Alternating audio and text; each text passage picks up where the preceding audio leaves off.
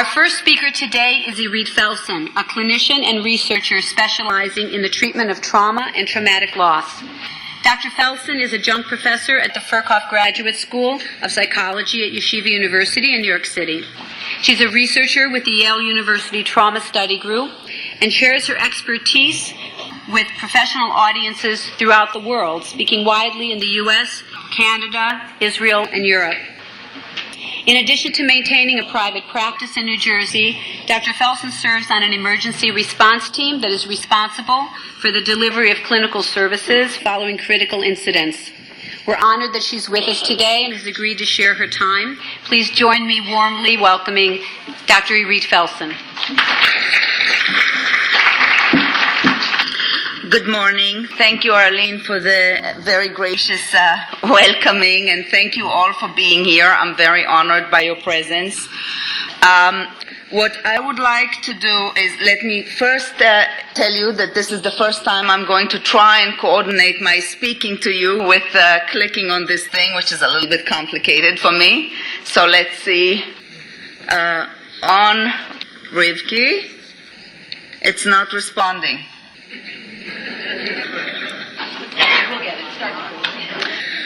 Okay, so what I would like to do is I sort of divided my presentation to two big sections. One of them, the first part, will talk about trauma. You know, trauma has become a pretty common concept in our everyday speech, and I'm sure a lot of you have a pretty good concept of what we're talking about. However, there are actually several different definitions or several different aspects to the definition of what traumatic events are, and I would like us to be aware of some of those nuances. So we'll talk about some of the trauma definitions. We'll talk about a little bit about epidemiology of trauma and of traumatic responses. We'll talk a little bit about post-traumatic stress disorder or PTSD and other trauma responses, and then we will move on to the second section, which will deal with treatments and with the way that I work with treatment of trauma. So what is trauma? Trauma is the only psychiatric disorder in our DSM, in our professional nosology, that establishes a direct relationship to an external event that took place in reality outside the individual. And SAMHSA's definition of trauma, Rivki, it's not working, the clicker, because so could you click to the okay, can you go to the next one? Okay, SAMHSA's definition of what is trauma states the 3 E's, if you like. It is something that has to do with an event or a series of events and or series of circumstances. It is the way that it is experienced by an individual, yes, as physically or emotionally harmful or threatening, and that has lasting adverse effects. So we have the 3 E's, the event, the experience of the individual, how they perceive that event, and the effects on the individual's functioning and physical, social, emotional, or spiritual well-being. So we have those 3 aspects which highlight the fact that the same individual, under the same set of circumstances, which could be traumatic for one person, might not be traumatic for another person, and so forth. There is this complex relationship between these 3 elements that determines what will become a traumatic event for a given individual. None of them by themselves constitute necessarily an event that would be traumatic for a given individual. Rivki, could you go to the next slide? The DSM-5 definition of trauma, DSM-5 came out in January 2013. It's a fairly new edition, and for those of you who will want to see, I included in the appendix the evolution of the concept of PTSD and its definition in DSM throughout the different editions. We think it's working now? So DSM-5 states when an individual person is exposed to actual or threatened death, serious injury, or sexual violence. So the traumatic response in this definition, again, are in relation to the index trauma.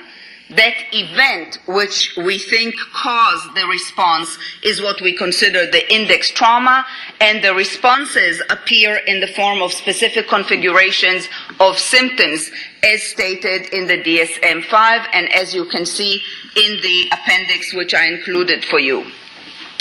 However, one of the issues that were actually remedied by the changes to the definition in DSM-5 was the fact that there are not only symptoms that appear in response to the trauma exposure. There are wider kind of reactions that permeate the entire way that people feel and act in the world, and we'll talk a little bit more about it.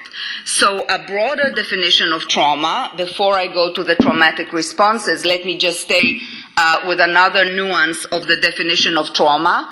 A broader definition of trauma recognizes that a trauma does not actually need to involve necessarily actual physical harm to oneself or to another person. A traumatic event can also be traumatic if it severely contradicts one's worldview and overpowers one's ability to cope. So I put down there as a reminder to myself to tell you about Ned's trauma. Ned is a psychiatrist. He has had 3 unsuccessful marriages.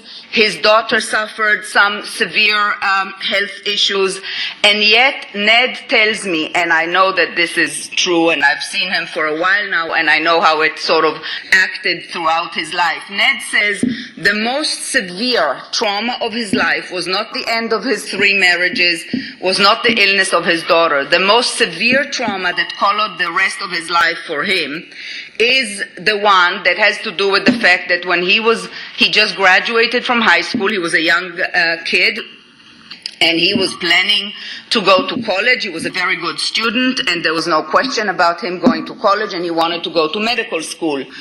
And he was sure that that was the family's plan, and that's the way it was always talked about. What is it that goes boom, boom all the time? I'm sorry. Thank you. Okay. So just before he was supposed to go to college, all of a sudden, literally almost the eve of him leaving for college, his parents sat him down and actually revealed to him that they were much older than he had thought they were, and that they were not going to be able to pay for his college education. At that point, Ned managed to somehow take upon himself tremendous loans, work very, very hard during his college studies, and from that point on, his belief in the other, his belief in the availability of the other, and in the possibility of any kind of support from the outside was shattered to the ground, and it really did stay with him for the rest of his life. He's extremely self-sufficient, he's extremely cautious, but he is truly unable to rely on anybody else, and I think it had a severe impact on his 3 marriages that all ended in failure, that his capacity for trust, for reciprocity, for accessing support in the other person and believing that it might be there for him is severely compromised by this relational trauma that had nothing to do with threat to one's physical or safety. Okay, so trauma can be a single specific traumatic event, such as, for example, the traumatic event of September 11th. Trauma can also be something that is involved with multiple events, such as repeated similar events that occur in a series of separate times, or a chronic set of circumstances that take place over a prolonged period of time. And the latter two categories are, of course, much more frequent in the population that we work with, namely people who have or seek behavioral health or substance abuse services. Okay, so what we want to think about is how we think of the response to traumatic events. Is this response a disorder, or is this response part of an adaptive process? So actually, what we have come to understand is that the response to exposure to trauma, the response to traumatic events, is really part of the human adaptive, instinctive response to threats to our survival, and it really is a way in which our brain does its best to adapt and to process information that, unlike any other information, has a very, very strong, intense survival emphasis. So we stop, I'm sorry, just 1 second.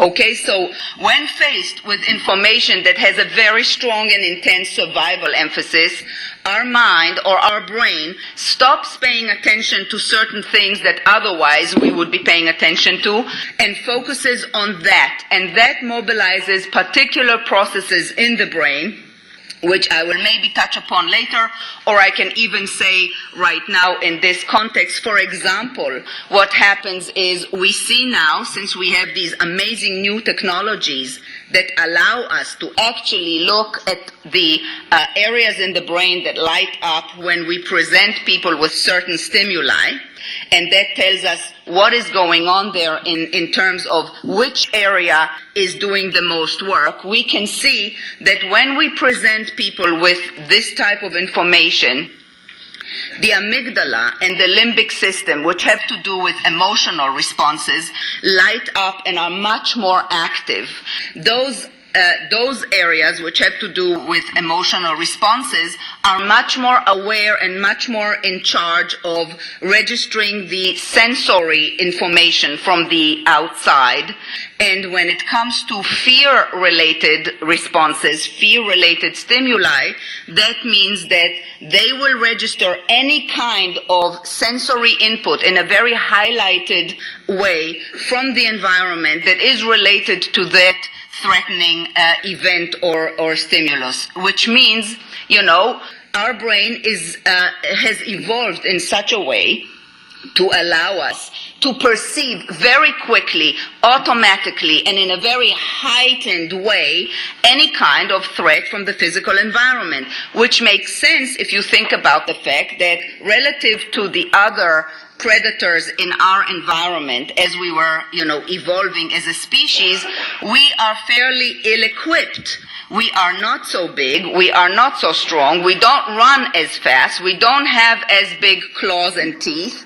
We have that. We have our capacity to respond very quickly, automatically, and behave in a way that will increase our chances of survival. Yeah? So our stress response or our fear response is really a derivative of a very important adaptive process. So the trauma-related symptoms and disorders that we see are mostly inherently psychobiological processes that have to do with heightening the arousal system, making us much more capable of attending to these stimuli, responding to these stimuli, at the cost of activity in other parts of the brain and at the cost of a different distribution of blood and of energy to other parts of the body. So just like the amygdala and the limbic system are much more active when we perceive threat, other parts, such as, for example, the hippocampus, which has to do with perceiving things in space and in time and ordering them in that way, is much less active, with the result being that when somebody perceives a threat, that threat will be experienced with much more current and sort of real ongoing qualities, sensory qualities, as determined by the activity of the amygdala and the limbic system, and the context in space and in time, meaning it is not happening now, it happened then, it is not happening here, it happened there. All of those qualities will sort of fade to the back in comparison to the current quality of the experience.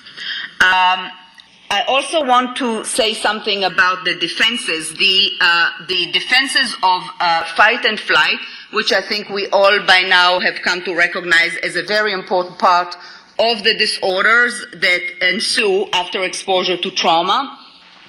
Are relatively well known. What is a little bit less well understood, perhaps, is the importance, the adaptive importance of the defense of immobility, the defenses that have to do with paralysis, with collapse, with the freeze and sort of pretend to be dead kind of a reaction. What would be the adaptive value of that?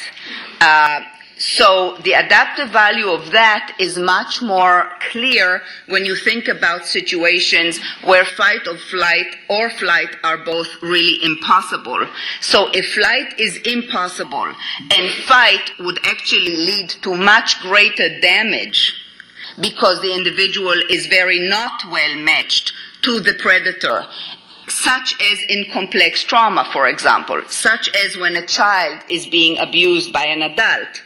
If fighting would lead to much, much worse damage, then perhaps it is of an adaptive value to be able to freeze and collapse and get through it in that way.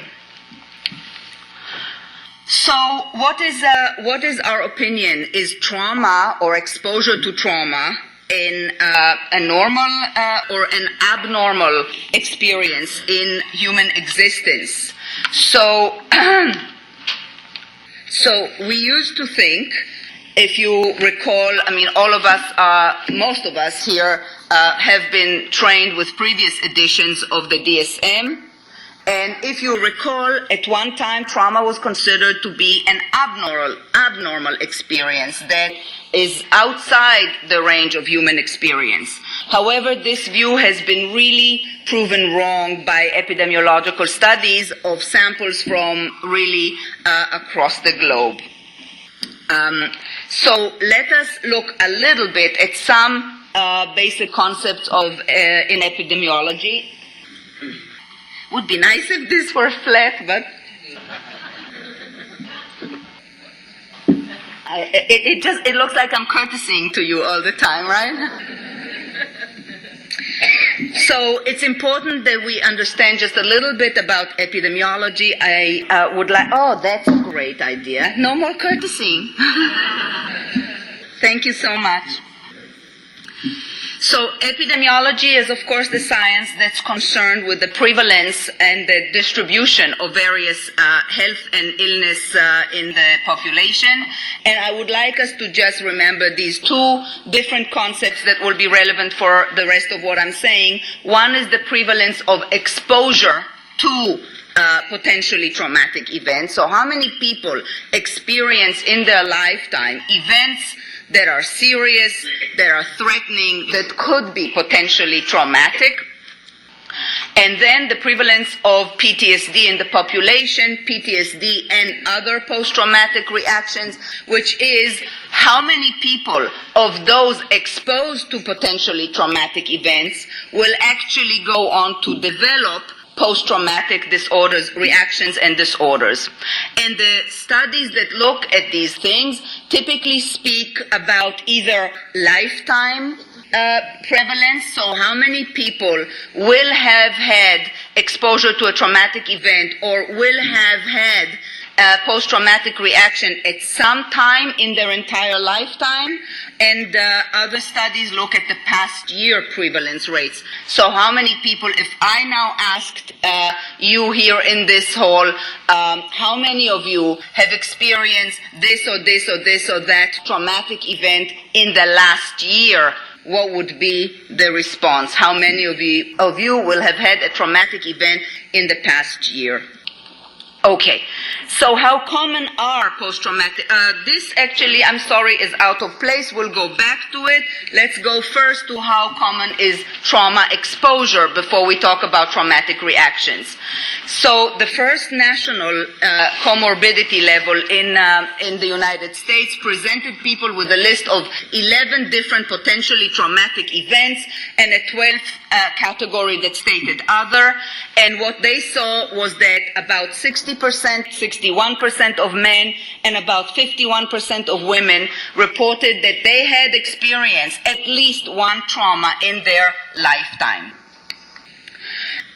What it also showed is that people who say that they had experienced a trauma in their lives very often also report that they experienced more than one traumatic event in their lives. For example, look at some of the numbers just so that you have an idea of what we all go through and what we are talking about. So one traumatic event was reported by 26% of those people who said they had a trauma, two traumatic events by about 15%, three traumatic events by about 10% of men, and more than one traumatic event in their lifetime by more than 10% of the men. And here are the numbers for the women, similar in this regard.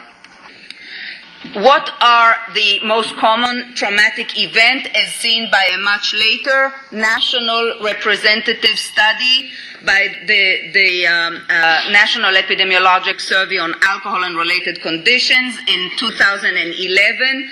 The first rated, the most common trauma is illness, serious illness or injury to someone close. The second level, most common traumatic event reported is witnessing someone badly injured or killed, and that reflects very much the findings for the most traumatic event in the world in general, which is based on the findings of the World Health Organization. They examined in their surveys nationally representative samples from 20 countries, and the results are pretty much similar. What I would like to highlight is the death of loved one, which was found in about 30% of the population, is really a very serious traumatic event that perhaps was underestimated until these findings came out. The unexpected death of a loved one is a traumatic event that has been perhaps a little bit neglected in its significance for so many people.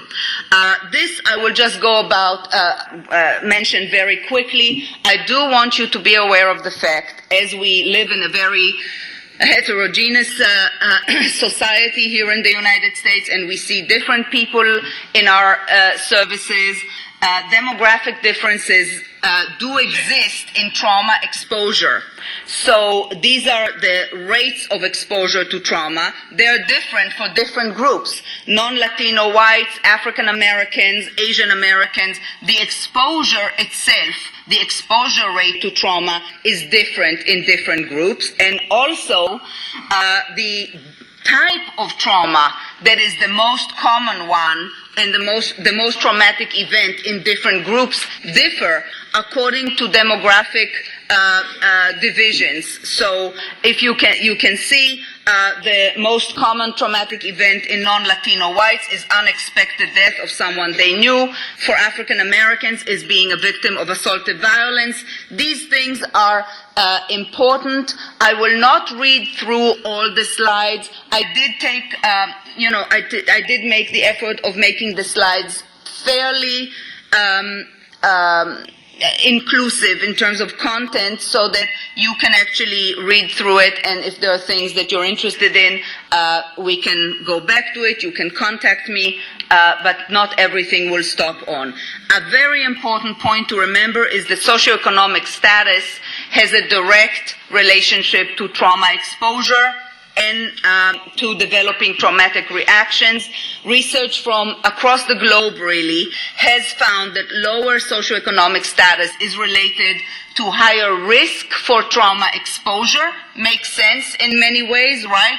Less safe environments, less safe neighborhoods, including also risk for accidents, including risk for interpersonal violence as well as domestic violence, and lower education or less education is also associated with a greater risk of developing post-traumatic reactions. So both exposure and the likelihood of developing post-traumatic reactions increase with lower socioeconomic status and with lower levels of education. Cultural responses to trauma do vary. However, I would like to first emphasize that high rates of post-traumatic stress were diagnosed in a wide range of cultures following trauma exposure. What we see from neurobiological research is that affect dysregulation and changes in the functioning of the right hemisphere, which is very intimately involved in the processing of emotional information and of the fear response. We see those changes, we see kindling phenomena in people who have been exposed to trauma across the globe, regardless of cultural differences. However, the role of cultural meaning is also very important. People do have very different meanings that they assign to their traumatic events, to the traumatic events that they go through, and to their own reaction to those traumatic events, depending on the framework that their culture offers. So culture provides meaning to symptoms. Culture shapes people's beliefs about the events themselves and about their own reactions. For example, I have a patient who's a young man. He's only 34 now, and he had been diagnosed with testicular cancer a few years ago. It was very severe, and he went through a very, very difficult course of treatment. And he says to me, he's an Orthodox man, and I always think about him as a kind of a Shimshon HaGibor. You know, he's this strong, strapping young man, and he's really also very strong mentally. And he said, I felt that God was holding my hand. I felt as I had to go through these treatments, I felt him by me, I felt him holding my hand. I don't know why God gave it to me, but God has a plan, you have to believe it, and he must have had a plan. That's an example. Oh, what happened here? Rivki? She's not here? She really abandoned me? Traumatic experience. Okay, on the other hand, there are people who, following traumatic events, can you just make it big again? On the other hand, there are people who, following traumatic events, feel that their entire worldview has been shattered and that they cannot continue to adhere or to maintain their previous set of beliefs and their previous sets of making meaning of the experience, and why did it happen and what sense does it make that it happened to them. I remember after September 11th, I have a patient that I still see since then who had a baby after her husband was killed. She's a very, very devout Christian, and it was amazing to see that with her 3-year-old boy and with her baby still in gestation, she was able to derive a tremendous amount of strength and support from her religious faith. As I say, I also see the opposite examples of people who find it very difficult to continue. In Israel, if you like, the collective sense of we have to fight for our existence, we have to fight for the existence of our country, and people who go through terrible traumatic events because of fighting, because of terror activities, or because of injuries in the army, the family members of those who are injured or those who are lost. Like I lost my closest cousin in the War of 73. We were the youngest in the family. Everybody else was older, and there was the two of us, and his father, a Holocaust survivor, was able to very much hang on to his sense of how important it is, and his son died for something that he felt very strongly mattered. These types of things are the things that culture provides for us in terms of the meaning of the experience. Where are we at here? Rivki?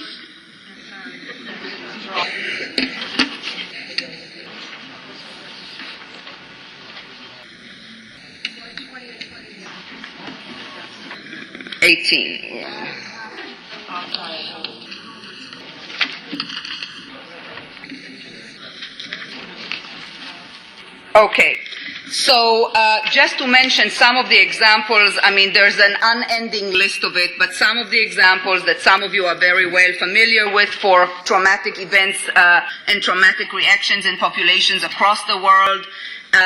We know from children of, now it's not moving forward again, Rivki. We know about the traumatic reactions in Jewish survivors of the Holocaust. We know about traumatic reactions in all kinds of survivors of the Holocaust, including sailors from the Dutch military, including other veterans from World War II, including American and Israeli ex-POWs and veterans of the different wars, victims of political violence in various parts of the world, victims of the Khmer Rouge in Cambodia. We see examples across the world, and while every tragedy and every catastrophe is very different and has its own unique aspects, there are certain things that are similar and that we can see in all of them as some common mechanisms. Okay, so the highest risk for post-traumatic reactions is seen for sexual violence. Almost half of the cases of PTSD in women are due to sexual violence. In men, the highest likelihood of developing PTSD in response to a traumatic event is in response to combat trauma. And the very famous national survey of trauma and PTSD, which was done in 1998 by Breslau and her colleagues in the Detroit area, showed that 40% of PTSD cases were due to some form of assaultive violence. And like I said before, sudden unexpected death was seen to be the cause of 30% of PTSD, highlighting that this very sort of undramatic and hyped type of a traumatic event is actually a very significant trauma for a very large number of people in the population. So just briefly, I know that everybody must have been already instructed in the DSM-5 definition of PTSD, but just briefly, let's go through it. Criterion A is the type of trauma involved. Like I said, this is the only disorder that requires an actual traumatic event that we establish as the cause of the disorder. Criterion B involves the symptoms of intrusion, intrusive thoughts in daytime, intrusive flashbacks, intrusive nightmares in nighttime. Criterion C includes the persistent avoidance of stimuli associated with the trauma, anything that is remindful of it. All of this is so far very consistent with previous editions of the DSM. What is new to the DSM-5 is this criterion D, which states symptoms of negative alterations in cognitions and mood which are associated with the events. That is something that, as I will say in the next slide, that is consistent with the ICD definition of trauma and tries to go beyond the level of simple symptoms, tries to address the more pervasive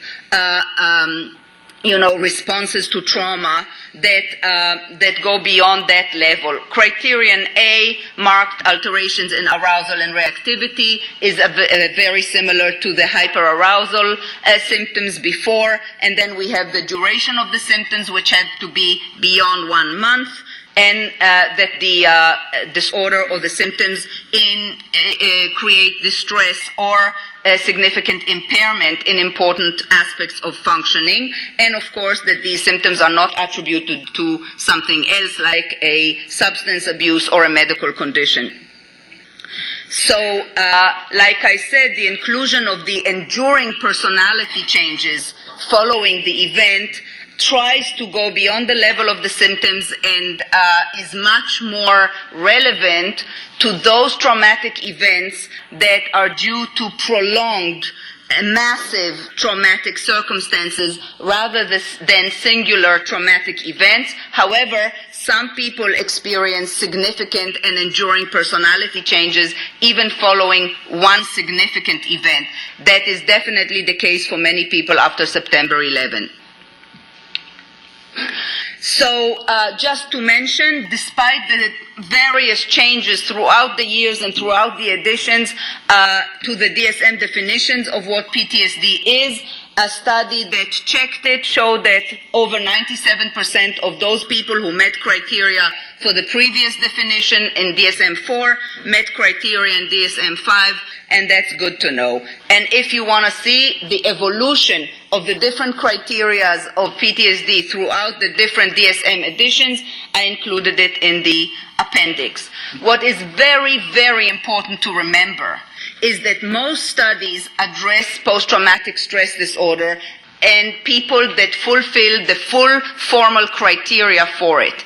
That means that a very potentially significant other chunk of the population of people who have been exposed to traumatic events and develop partial post-traumatic symptoms, partial post-traumatic disorder, are not included in those studies. However, the study that I told you about before, national study from 2011, found prevalence of partial PTSD in the general population to be near 7% in the general population, 8.6 in women and 4.5 in men. I neglected to mention beforehand that in general, and any way you look at it and any way you slice it, women have about double the rate of post-traumatic reactions than men in any kind of population and in any kind of a study that we come across most of the time.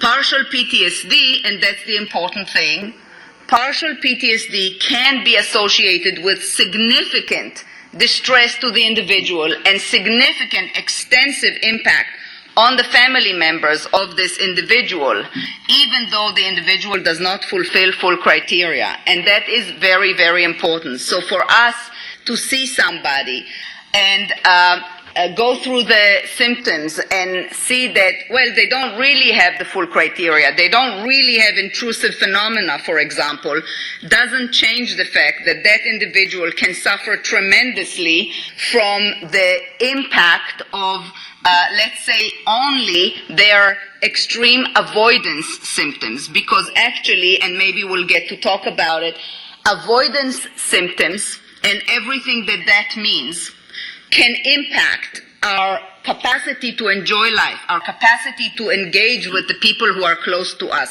our capacity to engage with life in general and therefore create new positive experience, all of those things are much more impacted by our avoidance symptoms than by the much more dramatic intrusive symptoms. So it's very easy to see someone who looks more like they're just depressed because of their avoidance symptoms and neglect the trauma element in their condition and not understand how much suffering they actually go through and how related it is to trauma and how much of an impact that has on the family.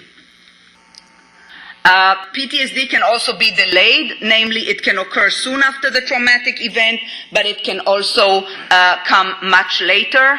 And we know that, for example, with a lot of Holocaust survivors, with a lot of veterans, that there is, with Holocaust survivors, I remember my very good childhood friend and father of my childhood friend, Chaim Dasberg, who was himself a child survivor of the Holocaust and a psychiatrist in Israel, who started saying and writing about the delayed appearance of post-traumatic reactions in Holocaust survivors 40 years later.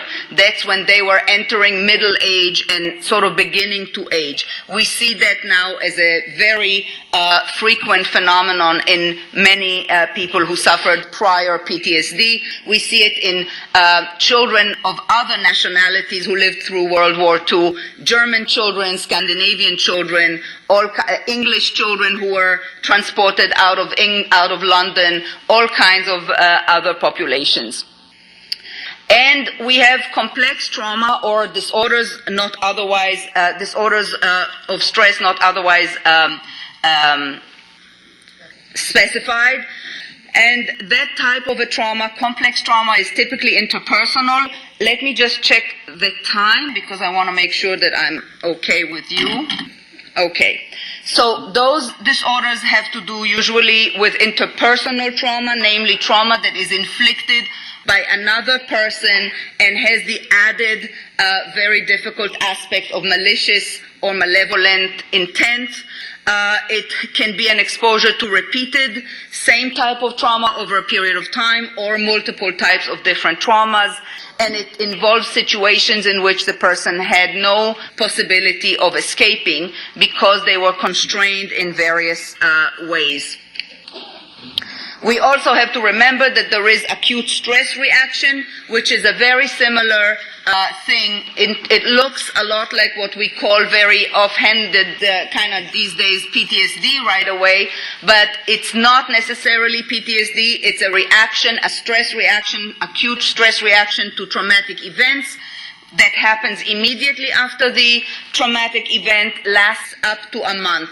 It is often an indicator of those people who might go on to develop the more chronic PTSD, but not always. Some people recuperate spontaneously from their acute stress reaction, and some people go on to develop the more chronic disorders that have to do with post-traumatic reactions.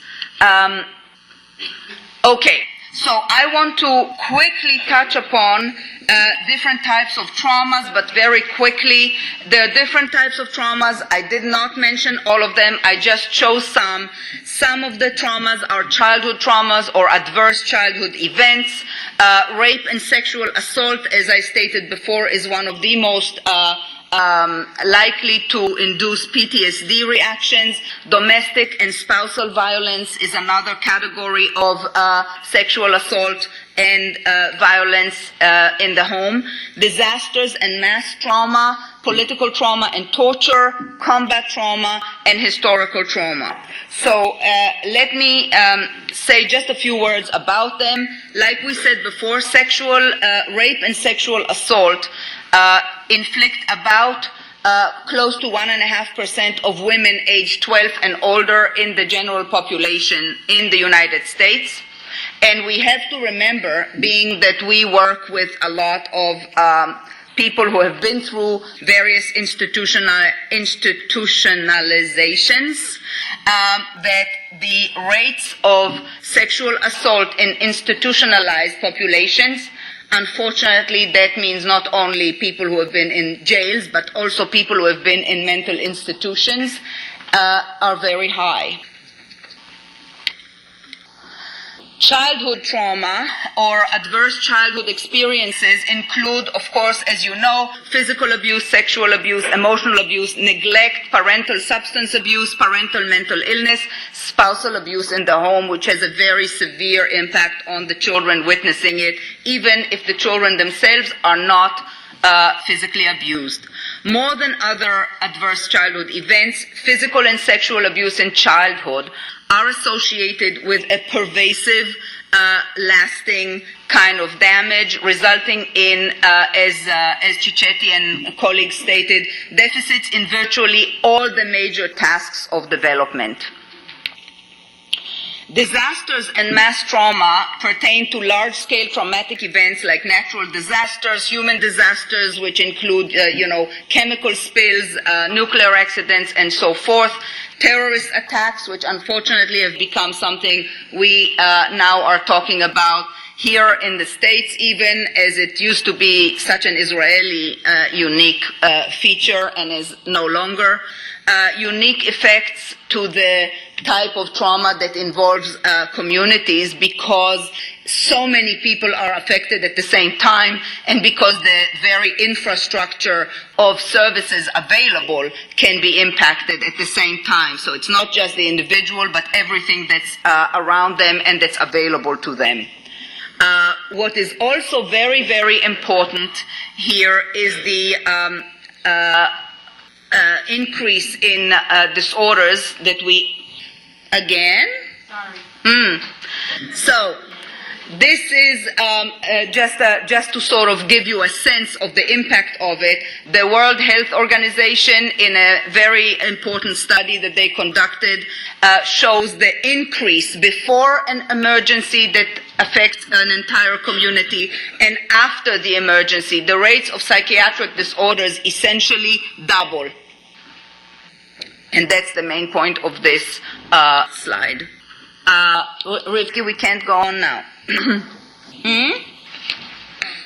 Okay, what is very, very important to remember when we talk about the impact of trauma is, especially when we talk about traumas that impact the community, but not only, it is also something that is relevant to individual traumas. We talk about the disruption of social embeddedness, the feeling of belonging, the feeling of being part of something, the feeling that I can access services, that I can access help, and the actual availability of such services. These are not the same things. There is actual availability of supports and help, and there is the perceived availability of that. And what we see is that following trauma, for many people, even when it's not at the community level, certainly when it's at the community level, there is possible loss of actual supports. But even when it's not, even when it's on the individual level, there is often following trauma a perceived loss of sense of embeddedness and a perceived loss of resources that are available to the person. For example, people returning from the war perceive normals, as in this paper by a military psychiatrist called Carr. They perceive normals, namely those who are not there, as completely incapable of relating to their experience. Now, whether that is the case or not, if you feel that the other person is completely not able to relate to your experience, that means you cannot access in many ways the support that that person might be able to offer you. So the loss of resources is a very, very important aspect, one of those enduring personality, if you like, changes that accompany post-traumatic reactions and are not necessarily captured by the symptoms of the disorder, because it appears to be something that impairs the ability to use resources that are perhaps there and that could potentially help the individual overcome the disorder and counter other negative, effects of the trauma. And like I said, we see it not only in traumas that impact the community, but also individual traumas. And in particular, like I said before, in particular, the numbing symptoms are very important in leading to resource loss, because as people constrict, as people get numb, as people withdraw from social interaction, they lose very important resources. And it's important for me to amplify and emphasize this aspect of the post-traumatic responses just because they are the less dramatic ones.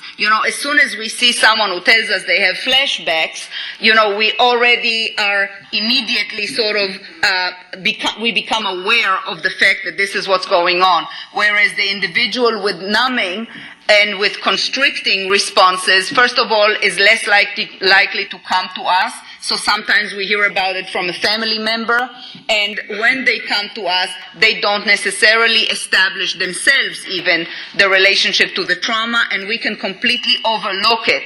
And I will tell you that there are several studies, one of them already from the early 80s, that showed that, for example, Holocaust survivors, in the very early years, there's one by Shannon, a professor of mine in Israel in 1963, who looked at patients in Israel who are Holocaust survivors with significant psychiatric symptoms.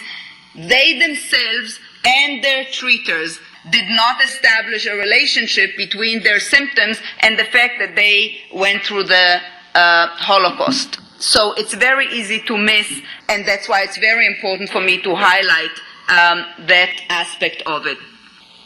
Domestic violence and spousal abuse are a very major trauma for those people who live with that or go through it. From people who survived domestic violence and had PTSD,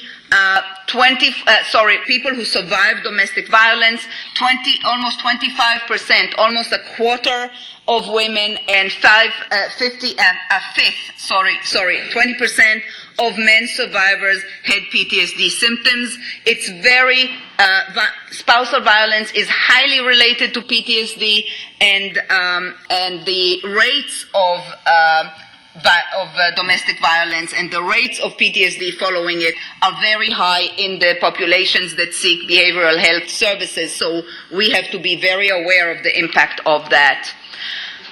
We talked about the consequences of sexual assault, so I will allow myself to skip this one and go to political violence and torture. I have specifically not included much information of that. As I told Arlene, I actually just gave a presentation about it to the UN in April. This is a tremendously traumatic experience to be the victim of organized political violence, and especially to be the victim of torture. Rates of PTSD following these experiences are as high as 90%. I forgot to mention before, as we were going through the initial slides, and of course it's very, very important, the rate of PTSD in the general population in the United States is about, in 1998, they found about 8%. In the 2011 study, it was closer to 10% in the general population for lifetime PTSD. And again, twice as much for women as for men. But in victims of this type of traumatic events, the rates are as high as 90%, including among Holocaust survivors, to the best of our ability to establish now. PTSD has a severe impact on the quality of life of people living after trauma, and that is, when I say PTSD, I would like you to remember that I also include in what I'm saying partial PTSD. So people with PTSD have a much worse quality of life than those who were exposed to trauma but did not develop PTSD.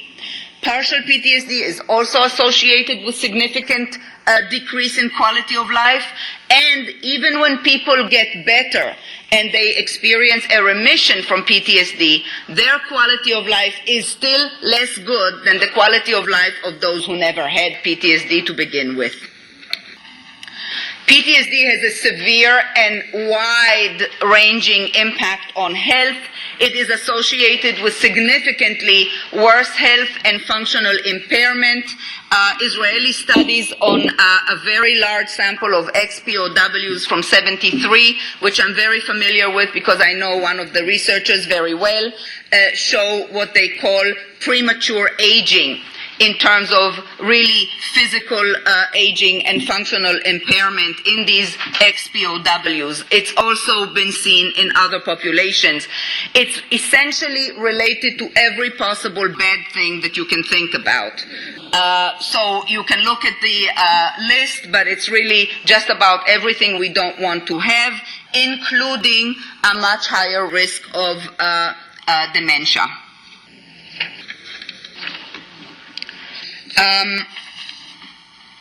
Okay, one other thing that is very important because it's something that people have a very difficult time empathizing with often. A lot of people with PTSD complain about chronic pain, and there is no organic finding that the various exams come up with. So people think that they're just whining and complaining and that they're hypochondriacal and somaticizing they are somaticizing, but not in the sense that they're just exaggerating something that they don't feel. It has been seen that individuals with PTSD indeed have a very high frequency of various chronic pain conditions. The national NCS study data showed that PTSD was associated with about 4 times the likelihood of having some kind of a chronic pain condition. The same thing was seen in many, many other samples across the globe. And this we can skip. Secondary traumatization is where I would like to go to next, which has to do with the impact of living with someone who has PTSD. So living with someone who has post-traumatic reactions constitutes a significant mental health burden for those people around them, including spouses, children, and anybody else who really cares about them.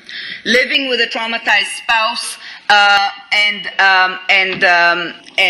parent constitutes compassion fatigue, as Figley coined it. And the reasons for that impact are multiple. First of all, it's just very stressful to live with someone who's like that.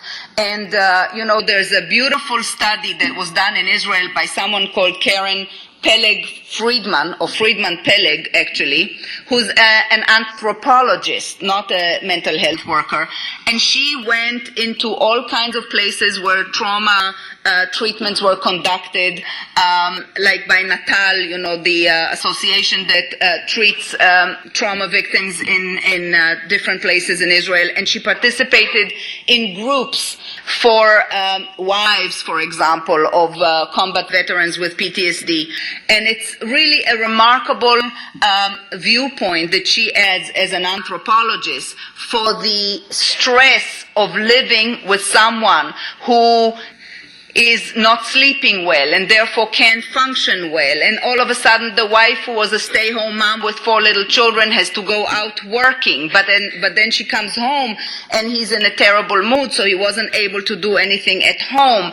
And the stress all around, the actual stress that creates in the family, is one reason. The other reason for secondary traumatization is that as you live with someone that you love and you do see some of their distress and you hear some of their symptoms, you identify and internalize with some of that, as many of us in this population here possibly know from, for example, living with survivor parents. And we'll touch upon that in a few minutes briefly when I talk about historical trauma and the transmission of traumatic symptoms to the next generation. So we identify with certain things. We internalize some of these things. And that's another reason why we develop secondary traumatization. It was seen in Holocaust survivors. It was seen that wives of veterans with PTSD, whether in Israel or in the States, have much higher rates of mental distress and other kinds of psychiatric, psychological symptoms, social alienation, much less good social and family functioning, all kinds of things that we'll touch upon in a minute a little bit more. The impact of parental post-traumatic symptoms on youth in the family is quite significant. In a study that compared 160 samples all over the world, the conclusions show that spouses' severity of symptoms correlate with one another. So if one spouse has PTSD, the other's symptoms also are related to it and are correlated with each other. Parental psychopathology, or the degree of symptomatology in the parents, predicted adverse outcomes in the children, and the children are, in essence and bottom line, children are very, very sensitive to post-disaster distress and conflict in the family, in the spousal unit. Parental irritability, parental supportiveness or lack of supportiveness because of post-traumatic symptomatology influences the degree of psychopathology that we see in the children. Some of the specific effects that we see in children, children of mothers who endured abuse in childhood have more pronounced physiological responses that are indicative of anxiety. Increased maternal post-traumatic symptoms were found to be related to all kinds of worse behavioral health in children. Adults who have PTSD, like Holocaust survivors with PTSD, were seen to have adult children with much higher likelihood of having PTSD, even though these children were seen to not have had more exposure to traumatic events in their lives. So they don't have more traumatic events than other adult children of survivors, but if their parents had PTSD, they're much more likely to have PTSD somehow themselves. And children of adults with PTSD were more likely to report all kinds of aspects of childhood adverse events, which in turn was also associated with a higher likelihood of finding yourself re-traumatized in adulthood. So these are all incredibly damaging effects. Speaking specifically about combat veterans' family functioning, because this is something that is very much part of life in this country now, the evidence shows that combat trauma leads to substantial long-term impact on the family and on family functioning. People have a much poorer level of family functioning, much greater likelihood of domestic violence. More than 70% of veterans with PTSD had clinical levels of relationship distress, as opposed to only 30% of the same of veterans from the same combat theater without PTSD. So PTSD specifically contributes to much higher level of dysfunctionality in the family. And like I said before, PTSD in combat veterans was related to greater somatization, depression, anxiety, feeling of loneliness, hostility, and impaired marital, family, and social functioning in the wives of these combat veterans. We'll skip that. You can go into those studies more if you want. In recently returning veterans of the more recent military conflicts in the United States, we see about 20% of mental health problems. PTS, or post-traumatic stress symptoms, predict lower marital satisfaction. A lot of domestic violence, as we said. A lot of them report feeling like a guest, which, by the way, reminds me of a book that I think I once mentioned to you, and many others like it. There's a book by Kathy Tal, the daughter of survivors, that is titled A Stranger in Our House, which is about her experience of how her father was in the family. And this is this feeling like a guest, feeling like a stranger in the house, not being able to connect with the family. And 25% report that the children are afraid of them or are not warm. And many of them have difficulties regaining spousal and parental roles. What is very important, and what I will stop and talk a little bit more about in the second part in treatment, is couple intimacy. As I said there in my title, couple intimacy might be one of the serious casualties, additional casualties of PTSD and PTS, of post-traumatic stress reactions. As we, like you saw, when we look at the symptoms of post-traumatic reactions and disorders, none of these symptoms, except for the intrusive phenomena, the symptoms are not unique to post-traumatic stress disorder. The symptoms are often part also of other disorders. What's unique about them is the way, the constellation, the way that they come together in the presentation of post-traumatic stress, and especially their relationship to an index trauma. Yes? So in the same way that we see that traumatic events create a certain constellation in the individual, in the same way it's possible that the impact of a traumatic event on relationship in the couple creates a certain constellation and a certain specific and unique presentation, which may be exactly that there may be a common trauma mechanism in the couple that results in similar interpersonal patterns, and that is what we see when we look at these various types of families from various types of population that have gone through various types of traumatic events, and we see that couples where one of the spouses has post-traumatic stress disorder or a significant level of post-traumatic stress symptoms, there are more problems with intimacy and a higher level of relationship distress. In particular, impaired sexual functioning and reduced intimacy between the spouses might be one of the specific and unique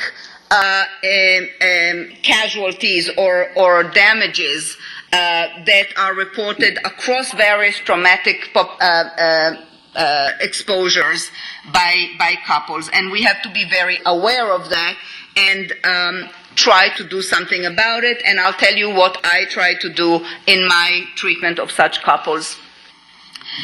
This is just another aspect of it, which pertains not only, this is from a study about America's hidden heroes, military caregivers, the people who take care of the returning veterans in the United States right now, but it also tells us something about the burden on caretakers of people with PTSD from other types of traumatic events. So right now we have over 5 million military caregivers in this country, and about, okay, let's see. Here is the finding about these caretakers. Just one finding, I just chose a couple of little things. 64% of post 9/11 military care recipients have a mental health or substance use disorder. Nearly 50% of all post 9/11 military care recipients have depression. That's a lot. In terms of the caretakers' depression, look at that. We have the blue, which is nearly 40% of the caretakers suffer from major depressive disorder. You have the green, which is civilian caretakers, people who are caretaking of other people in the population who suffer, and non-caregivers are there in the purple. If you look at it, we have nearly 40% in the blue. We have about 20% in the civilian caretakers, and we have about 10% in the non-caregivers. So taking care of someone with all of the issues that go along with post-traumatic stress disorder doubles the rate of burden, mental health burden, on the caregiver relative to those caregivers who take care of people who are not from the military, and that doubles relative to the people who are not taking care of anybody else. It's a huge increase. It shows you the burden, the mental health burden of caring for someone, and that's important for us to know, because not only spouses, other people also are caretaking of people with PTSD. Speaking about historical trauma, this time, I did not want to spend too much time specifically on the intergenerational transmission of trauma. I think that is a topic, as you well know, that takes a lot of my personal and research and work, clinical work time, and it deserves its own space, and we did speak about it at previous conferences. But what I do want to say is that it has become an established finding in the literature about post-trauma that trauma inflicted in the past on members of a group may continue to have effects on further generations, not only on the children of those survivors, but also on even third generation. We see now effects in the third generation, for example, in studies that are very methodologically sound and very well conducted by Miri Sharf and her group from Haifa University. We see it in a very excellent series of studies about the children, the descendants of parents who were victims of the Khmer Rouge in Cambodia. We see it in different populations, an established finding that there is transmission of trauma to the next generation. The concept was initially developed to explain what happens in families of Holocaust survivors, but like I say, it's been since then seen in many other groups. The way that we understand it, and this is all I would like to say at this point about it, is we look at trauma, or we need to look at trauma through a dual lens of the studies and the findings that we see from the trauma research field, and the studies and the findings that we get and see from the fields of developmental psychology and infant attachment. And what we see is, what we want to sort of keep in mind from that is that children and parents can become traumatized. Children's ability to recover from a traumatic event that happened to them depends very, very much on the parent's emotional availability to help the child process it. The parent's responsivity to the child's needs is a very determining factor in the child's ability to recuperate. If you like, a very extreme example of it, which I really have to say personally, I do not like this movie at all, but the movie Life is Beautiful really captures that theme very much, that even under the most severe of circumstances, if a parent is able to remain attuned to the child's distress and responsive to the child's needs, and somehow communicate to the child that it will be okay, that this is not so bad, and so forth, then the child's traumatic response will be mitigated. We have a tremendous protective ability with regards to our children, which is why it is so important to be aware of and intervene in cases where parents suffer from trauma exposure, because that's where we can protect the family, that's where we can protect the children. However, parents can become traumatized by the same events that traumatize the child, or by different events, and therefore suffer, like, for example, if it's the same event that traumatizes the child, it can even be an accident that occurred to the entire family. It can be an accident that occurred to the child, and of course is very traumatic for the parent. It can be something that happened to the parent without the child. All of these variations can occur, and this then constitutes a trauma that we have to look at, both in terms of the trauma to the individual parent, the trauma to the individual child, who was exposed, how do they respond, and what is the interaction between these events in terms of the attachment relationship and what's possible there for the child and for the parents within their dyadic interaction. Traumatic events, whether in the child, whether in the parent, or whether in both, can derail previously secure attachment styles. I really cannot emphasize this enough, because one of the tragic mistakes that have been made historically with regards to trauma and its impact on people has been what is called the predisposition bias. And I will tell you that I hear highly qualified professionals in many ways repeating that mistake even today. The mistake of the predisposition bias is to say that if someone developed post-traumatic symptoms, then they must have had a personality vulnerability pre-existing, and that pre-existing vulnerability is associated with their childhood and their attachment history. That is, in a way, a distortion of what we actually learned from attachment studies. And there are some pretty significant and sad examples of it in papers that were published in the early 70s, no, let's say late 60s, in this country by reputable psychiatrists seeing Vietnam veterans coming back from the war with significant post-traumatic reactions. And the initial way of thinking about it was, let's look at their childhoods and let's see what went wrong in their childhoods to make them vulnerable. Now, we do know today that, yes, there is an impact on attachment. It does predispose us to various risks and so forth, and I'll talk in a minute about risk factors and protective factors.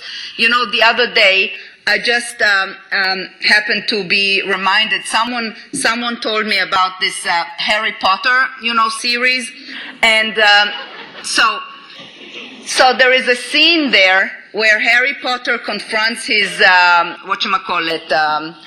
terrible enemy, Voldemort. And when Voldemort actually comes to touch him, he crumbles. And in the scene there, afterwards, the very wise wizard explains to Harry Potter that because his mother died protecting him, that his mother's love, that his skin is suffused with his mother's love, and that protects him. That is essentially a very precise metaphor to what we do learn from attachment studies, that secure attachments are very protective. They do serve a very protective function in helping us get through some very terrible things. And many people, I see a lot of people who have gone through terrible things, and many, many times people essentially say that what kept them going is their parents' love, and that's what they hung on to. And so, yes, that is true that attachment is very protective. However, it is also true that it is a disservice and a distortion to say what was said in some of those early studies in the 60s about the Vietnam veterans, that essentially went looking only into vulnerabilities in their childhood and family environment and neglected to look at what trauma they have undergone during the war. And so what I'm trying to say is we have to remember both the attachment and the trauma. And when someone, whether the individual themselves or their parent, goes through some horrific trauma, it can actually derail what before was a pretty secure attachment style. So we should not, by any means, say that if someone develops post-traumatic stress reactions, clearly their attachment history was not good enough. Okay? That's really important. Okay. And so just to say thank you.